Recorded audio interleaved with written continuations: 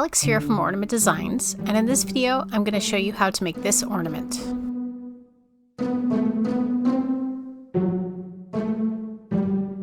So this is going to be a very quick tutorial. It took me about 2 hours to make this ornament, but I've sped up the video and condensed it down to less than 10 minutes. So I'll be showing you the basic steps, but I won't be going into a lot of detail. If you want more details of how to make these type of ornaments, I do have another video that is a full detailed video with everything that you need to know to make a kimekomi ornament, and I will put the link for that video in the description. So I've just marked the poles of my ball, the North Pole and the South Pole, and now I'm going to mark 8 equally distant points around the equator of the ball. This is going to be just a simple 8 division.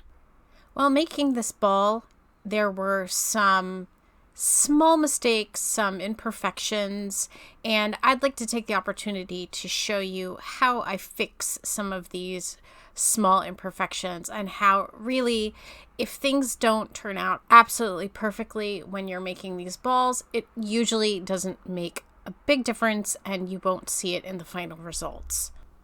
So what's happened here is I've gotten to my final mark and the measurement isn't quite lining up. It seems that I'm off by about 1 millimeter. 1 millimeter isn't going to make a difference at all. What I'll do is draw my line going through those 2 points that are separated by 1 millimeter, and that'll even it out. So now I'm connecting the poles and the equator points to the South Pole, and instead of drawing each of the 8 lines individually, I'm going to go ahead and continue on all the way around the ball and instead draw 4 circles all the way around the ball. Doing that makes things more symmetrical, and as you can see, that first line that I drew wasn't quite straight, and so I just redrew it. This small imperfection is not going to be noticeable. You won't even know that I made this slight drawing mistake. There's no need to cover it up with whiteout. It will eventually disappear.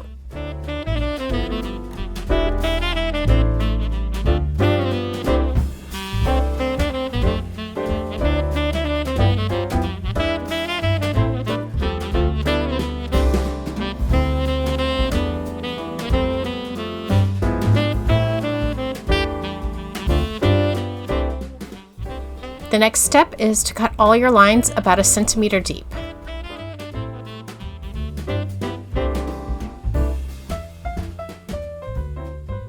And then quickly run your tucking tool through the cut lines. Now it's time to place your fabric over a section and start tucking the fabric into the grooves.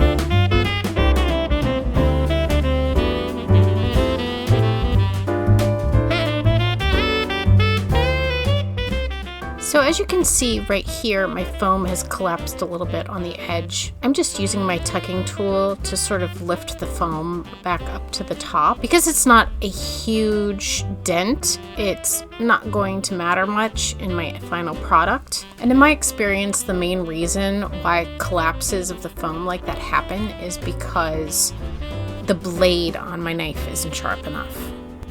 For the remaining sections, I'm using this glittered extra wide ribbon that was a big hit in my last ornament video, so I'm using it again for this one. I just love the way it sparkles, and so I just decided to use it again.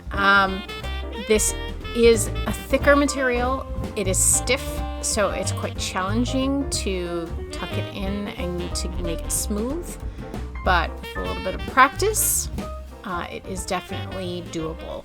And the results are beautiful.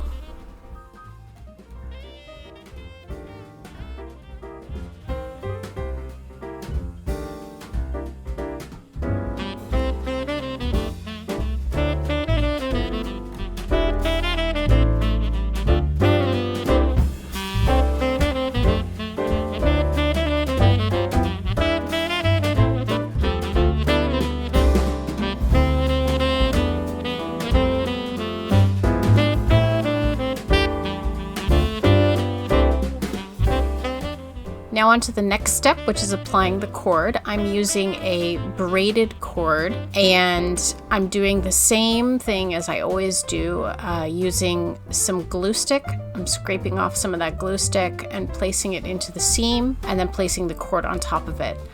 I'm using a little bit more glue than I normally do here because this cord is wider than I usually use. I'm also using pins to secure it at the holes.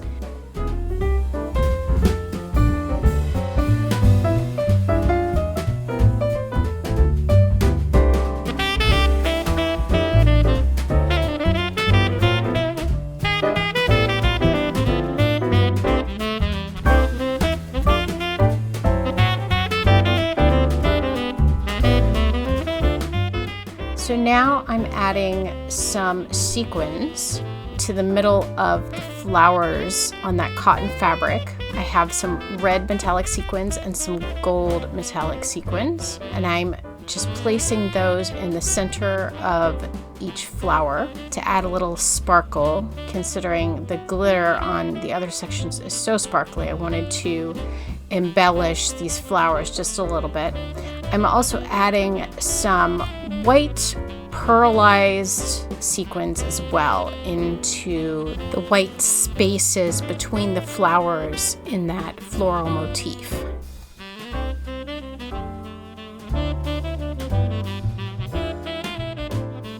And to finish off the ornament, I'm using a couple of bead caps for the poles. I'm also using some of the braided cord as the hanging ribbon.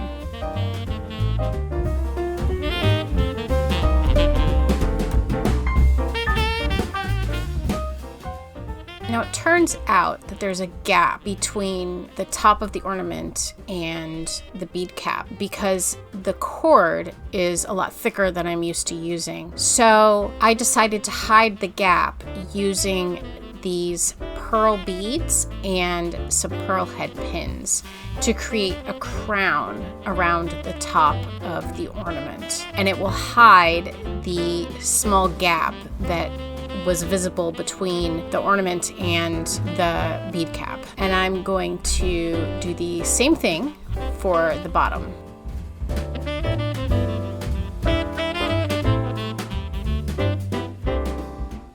Also, I recommend actually dipping the end of these pins in glue before you pin the beads to the ball.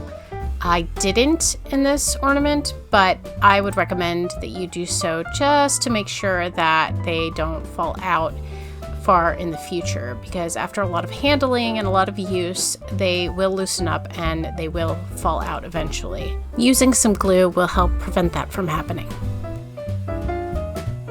And that's the finished ornament. I hope you enjoyed this video. If you did, please don't forget to like and subscribe, and I will see you in the next video. Bye.